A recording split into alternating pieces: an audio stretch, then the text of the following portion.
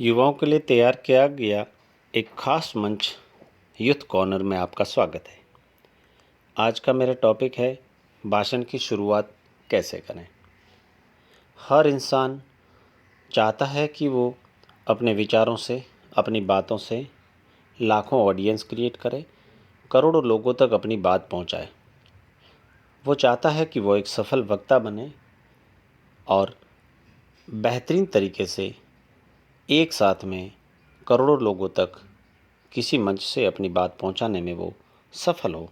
लेकिन शुरुआती दौर में, इस दौर में कई तरीके के सवाल उसके सामने खड़े होते हैं। जैसे भाषण की शुरुआत कैसे करें, मंच पर कैसे बोलें, मंच के प्रभाव को कैसे बनाए रखें, माइक पर कैसे बोलें, बिना रुके किस तरीके से अपना भाषण डिलीवर करें, मंच पर जाते समय किस तरीके से सकारात्मकता बनाए रखें, आवाज़ का जादू किस तरीके से बनाए रखें और श्रोताओं को बांध कर कैसे रखें।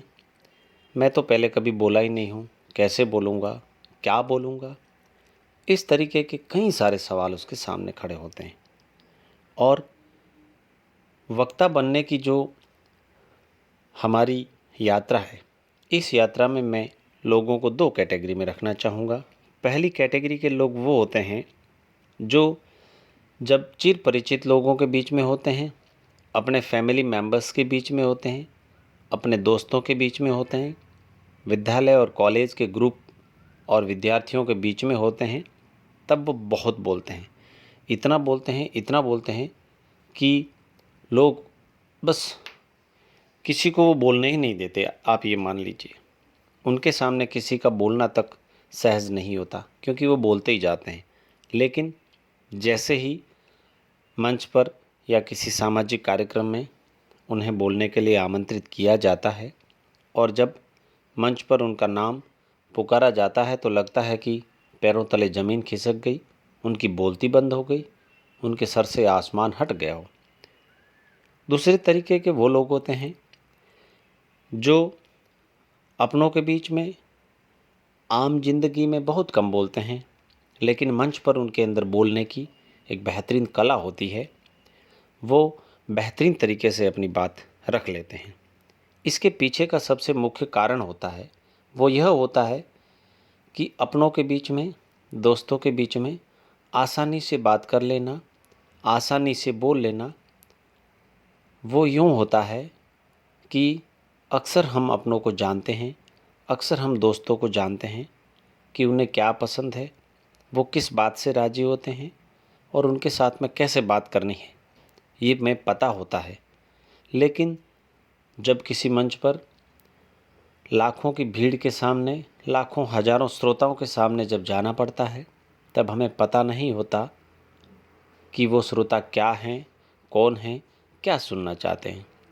बस यही एक सबसे बड़ा जो कारण होता है, जो वक्ता के दिल में भय पैदा करता है, वक्ता के दिल में एक डर पैदा करता है।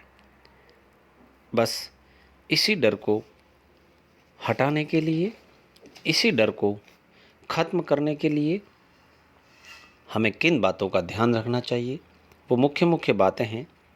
आप इन बातों का ध्यान रखें और इन बातों को ध्यान में रखते हुए, वो कहते हैं ना कि यदि किसी चीज़ की शुरुआत अच्छी हो गई तो आप समझ लीजिए कि आपने आपका 80% कार्य पूरा कर लिया है। तो एक भाषण की बेहतरीन शुरुआत करने के लिए किन किन बातों का ध्यान रखना चाहिए। जैसे जब भी आपका नाम पुकारा जाए, आप एक आत्मविश्वास के साथ खड़े हो जाइए, हंसते हंसते खड़े हो जाइए। जहाँ भी आप खड़े होते हैं, हंसते मुस्कुराते चेहरे के साथ में हाथ जोड़कर मंच पर विराजमान लोगों का और सामने बैठे हुए श्रोताओं का हाथ जोड़कर अभिवादन कर दीजिए। आप जहाँ बोलने के लिए आपकी जगह निर्धारित की गई है, वहाँ तक आप बिंदास मुस्कुराते हुए पहुँचिए। सभी को हाथ जोड़कर मुस्कुराते हुए धन्यवाद प्रकट करते हुए पहुँचिए। आप माइक हाथ में पकड़ते हुए बिना ऑडियंस की तरफ देखते हुए कि कितने ऑडियंस, कितने श्रोता आपके सामने बैठे हैं, वो कैसे नहीं हैं, आप बिंदास शुरू कर दीजिए। आप कुछ भी मत सोचिए लोग क्या सोचेंगे, श्रोता क्या सुनना चाहते हैं, श्रोता किस कैटेगरी के हैं। बस आप 5-7 लाइनों में भाषण की शुरुआत आत्मविश्वास के साथ कर दीजिए। जैसे, नमस्कार, प्रणाम मित्रों, आज मैं आप सभी को इस खास अवसर पर मेरे दिल की गहराई से आभार प्रकट करता हूँ, धन्यवाद प्रकट करता हूँ और इस विशेष मंच पर आप सभी का दिल की गहराई से स्वागत करता हूँ। मंच पर विराजमान अतिथियों को मैं नमन करता हूँ, आपका स्वागत करता हूँ।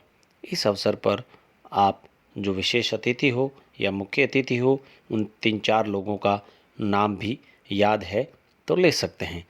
और साथ ही साथ आप इसको और 3-4 लाइन में लंबा करना चाहें तो कार्यक्रम को आयोजित करने वाली जो कमेटी है या जो भी स्वयंसेवक कार्यकर्ता हैं, उनका भी इसी भाषा में आप अभिवादन कर सकते हैं, उनको भी धन्यवाद प्रकट कर सकते हैं। यदि उनमें भी चाहें तो 3-4 लोगों का आप नाम ले सकते हैं। यदि आपने इतनी लाइन्स, ये 6-7-8-10 पंक्तियाँ बिना रुके, बिना झिझक, आराम से, बिंदास, सकारात्मक के साथ में, हंसते हुए चेहरे के साथ में, एक हाथ से माइक पकड़ के दूसरा हाथ ऊपर उठा करके स्वागत, आभार और अभिनंदन नंदन के साथ में यदि शुरुआत कर दी, आपको लगेगा कि आपका मंच, सामने बैठे हुए श्रोता जिस रूप में तालियों की गड़गड़ाहट के साथ आपका स्वागत करेंगे, वो रूप आपको और सकारात्मक बना देगा। आपके दिल के अंदर एक अलग ही खुशी का माहौल पैदा हो जाएगा और आपका आत्मविश्वास 7वें आसमान पर पहुंच जाएगा। मैं कह सकता हूं कि आपने अगली बार इस जगह आने की आपकी जगह फिक्स कर दी है, क्योंकि आपने भाषण की शुरुआत में ही श्रोताओं पर और वक्ताओं पर, मंच पर बैठे हुए अतिथियों का और कमेटी का दिल जीत लिया है। इस वक्त यदि आपने थोड़ी सी भी दिल में घबराहट लाई तो वो घबराहट, वो भय आपके ऊपर हावी हो जाएगा। और जो तरीका मैंने बताया, इस तरीके से यदि आपने भाषण की शुरुआत कर ली तो आप एक आतंक की तरह पे उस भय को, उस डर को ख़त्म कर देंगे, उसको अपने कब्जे में कर लेंगे और वो आप पर किसी भी रूप में हावी नहीं हो पाएगा। फिर क्या है, बस फिर तो समय आपका पूरा भाषण एक अलग ही तरीके से चलता जाएगा और आत्मविश्वास के साथ आपका भाषण पूरा होगा।